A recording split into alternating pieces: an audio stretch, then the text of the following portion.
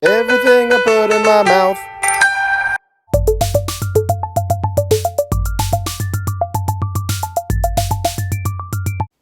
Just for good measure, taking some cold medicine.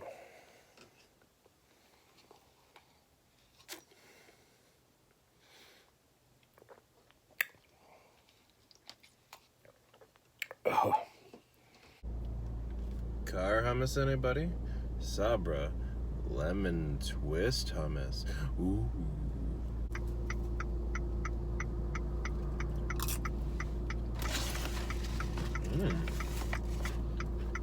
Good.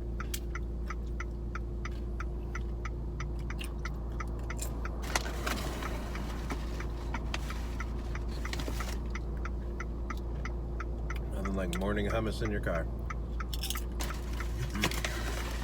So I'm on my way to Epcot for a special preview of these new films. There's a Canada film, there is a China film, and one about the environment called Our Awesome Planet that is replacing the short Lion King one that was in the Land Pavilion at Epcot. So it's almost 9 a.m. and I'm excited to check this preview out before it unveils to the public tomorrow.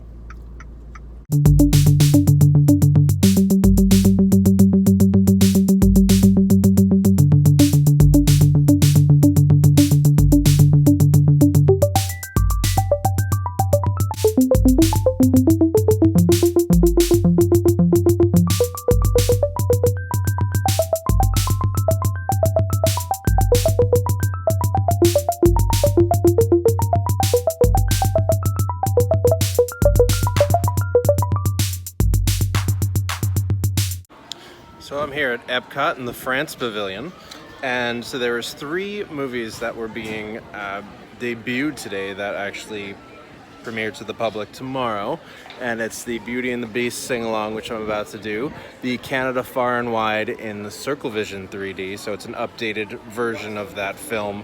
It was narrated by Martin Short before, and that was good and funny, and this one was narrated by 2 funny people, Eugene Levy and Catherine O'Hara.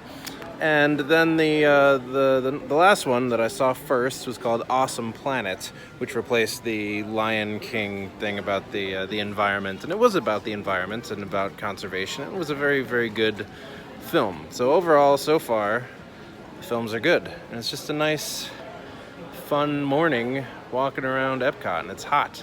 It is a hot January day. Nothing like a baguette in France.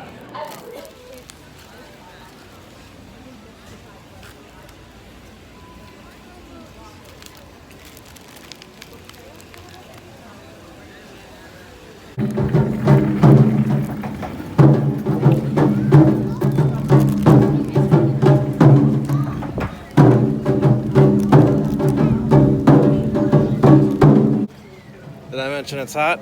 It's hot. Got some vegan korma and a chocolate soy milk.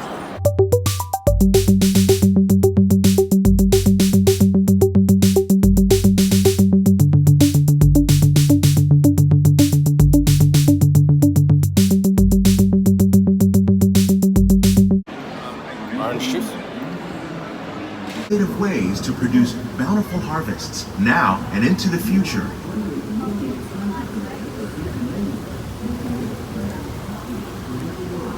The tropics are home to the greatest diversity of plants on the planet. Many of these, like papaya, bananas, cacao, coffee, and rice, are well known around the world. These are just a few of the edible plants that have been an important source of nutrition for people living in the tropics. Many are rich in vitamins and minerals, while others are well adapted to growing in less than ideal conditions. Some, like the water lily, thrive in wet, swampy areas and waterways. All parts of this plant, even the flower petals, are edible.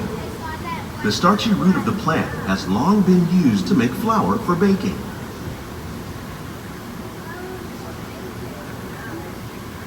One day, Many of these lesser-known tropical plants may be as important as the bananas growing on both sides of the boat.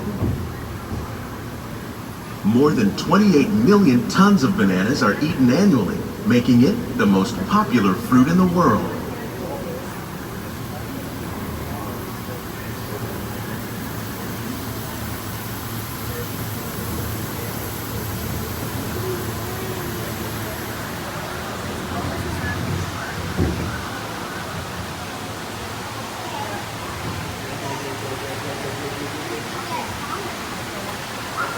When we mention farming, you probably don't think of fish, but fish farming, or aquaculture, accounts for nearly half of all the seafood consumed globally. Tilapia, bass, and catfish, like the ones you see here, are three of the more popular crops raised by fish farmers.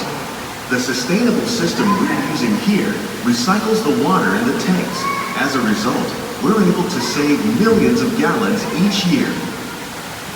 Our small fish farm produces nearly 5,000 pounds of fish each year to serve in restaurants around Walt Disney World. Innovations like this one can play an important role in our efforts to produce bountiful harvests and still protect natural resources.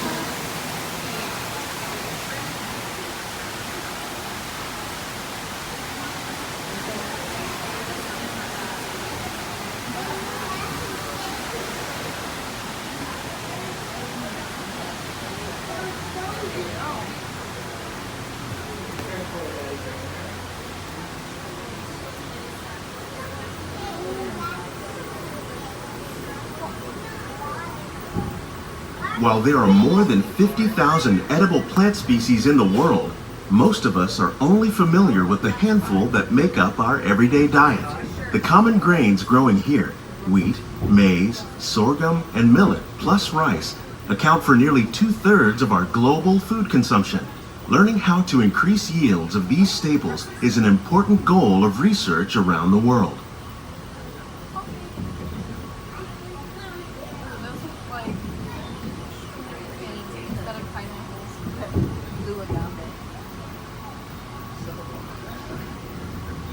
These plants are definitely on their way up.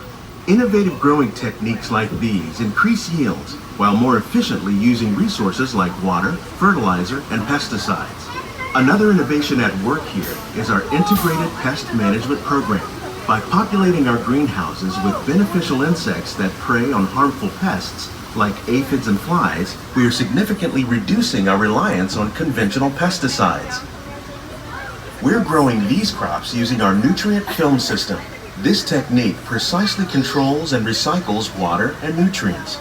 With it, we can produce over 27,000 heads of lettuce a year in this one small area.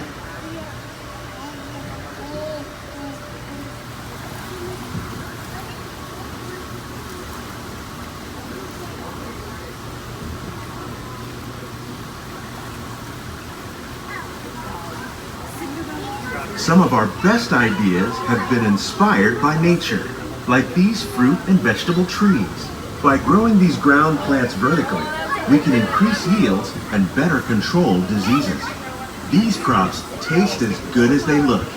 In fact, we serve more than 15 tons of produce from our greenhouses in restaurants here at the Land every year. So I am leaving Epcot. All in all, it was a great trip, and all three films were good, and I think people are really gonna like them. Can't wait to come back here sometime and check out the Festival of the Arts, which starts tomorrow. So maybe in the next few weeks I'll come back and bring you some coverage from the Festival of the Arts at Epcot.